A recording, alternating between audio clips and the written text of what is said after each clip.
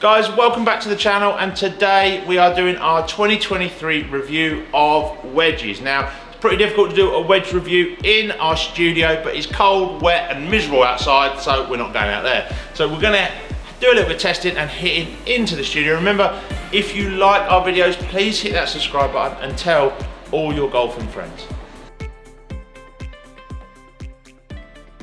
So it could be one of the most important areas of the game. I'm not necessarily always sure of that. I think when we talk about golfers, and the most important club for most club golfers is probably their driver, if I'm honest. If you can get your driver down the middle of the fairway, 200 plus yards, you're gonna play a lot more enjoyable golf than if you snipe it into the woods. However, wedges are gonna definitely help lower some scoring around the green and maybe get you out of trouble when you've hit a miss-hit iron or hit it into the trap. So they are important, and I think what's really important is that you get them right and blended to your iron. So this year there has been some very good wedges.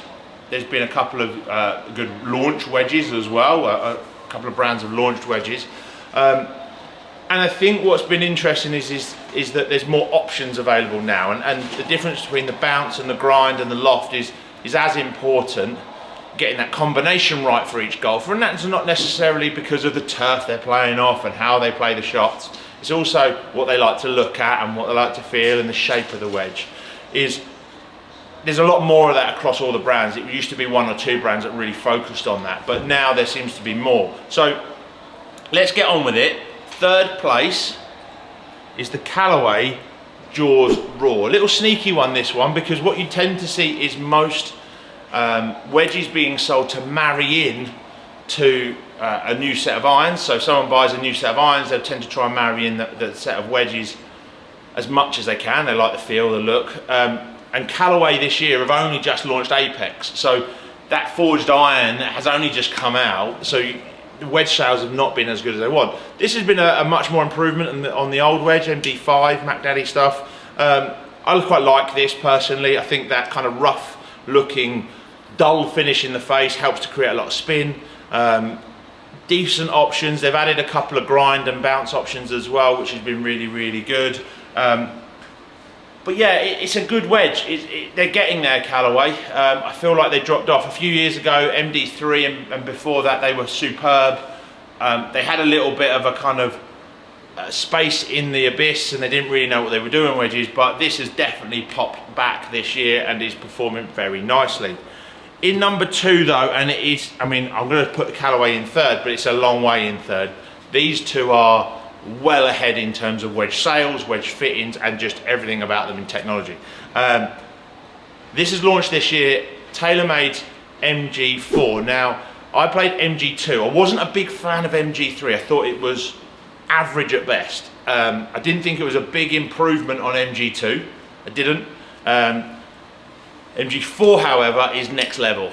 I think the way that they've set the grooves up on the face, you're able to get some more grip. You've seen some of the videos. I've done a couple of reviews before on this, out when it wasn't raining and we were on grass, and you'll see the ability to spin this wedge. It's pretty insane. Loft options, bounce options have been brilliant as well, which is great. They've added a couple of options as well into high bounce, low bounce, standard bounce. They've added a couple more.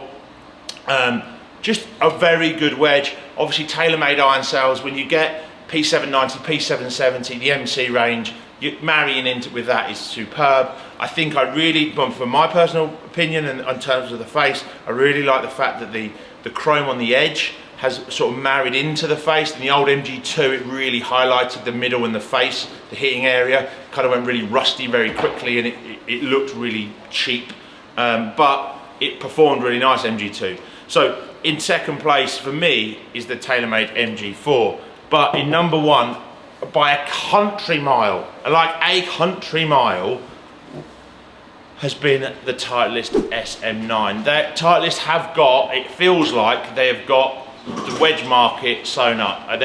They produce time and time again a wedge, and I think one of the slight issues we have in the wedge market is that if you become a Vokey player, it's very difficult to go away from Vokey.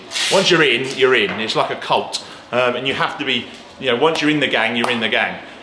The beauty of this, so many options, M grind, D grind, F grind. They've introduced T grind this year, which is the tall grind. So many grind options with the loft options, which enables you to really fit wedges so much tighter to so many different golfers. And off the back of that, that beautiful T-Series launch in the middle of the year helped bounce their wedge sales even further. So overall, SM9 has been an absolute success for 2023. So, not sure what we're going to learn hitting these into the studio, but let's hit a few shots and see how they feel. So here we go, in the studio, I'm going to hit wedges. Always a little bit difficult inside. I'm hitting 56s as well, so it's not going to tell us a lot. We'll get a little bit of spin data. So jaws raw, looks good.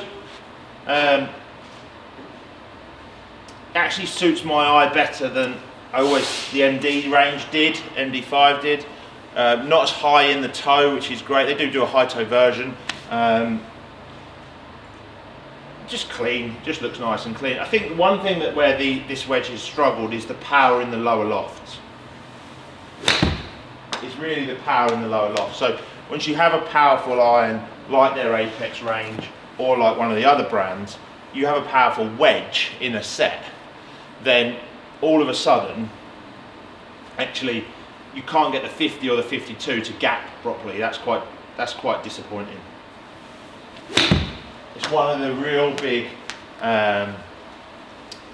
success stories of SM9 really, is that lower lofted wedge where they move the CG up the head to allow you to really flight the wedge better in the lower lofts.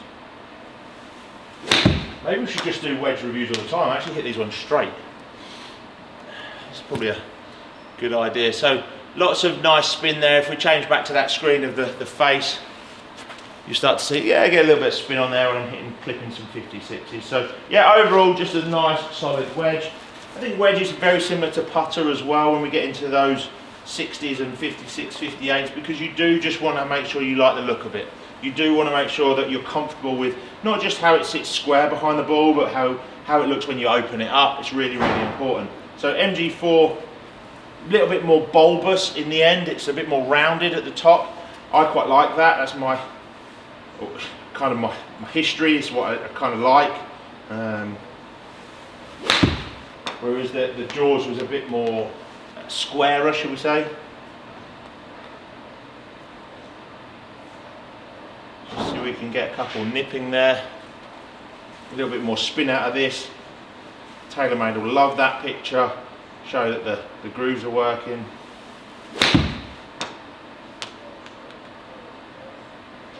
Love that. Spin, 9,500 revs indoors. Have a word. Right.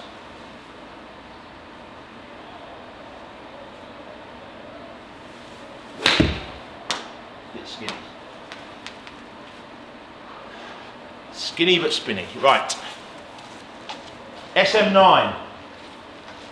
The success story. It's always good because Vokey bring out the wedge every 2 years. Here you go. Here's SM9. Does what it says on the tin. It's just solid. Looks great. A little more rounded. Great wedge. Solid wedge.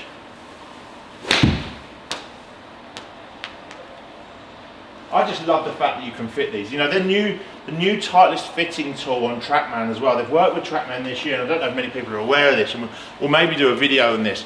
Is the new Titleist fitting tool connected to TM4 is pretty cool. It's really helpful for us to get players to hit certain distances and certain distances and shots, and their new Titleist fitting tool really guides them into the type of grinds and bounces that they're after. It's a really good piece of kit. Clip that lovely. God, enjoying that. It's going forward. Still going right though. Where's my spin, Chris? Oh, 9,500. Getting that one. Let's see if we can get one nipped a little bit quicker and see if we can get one over 10.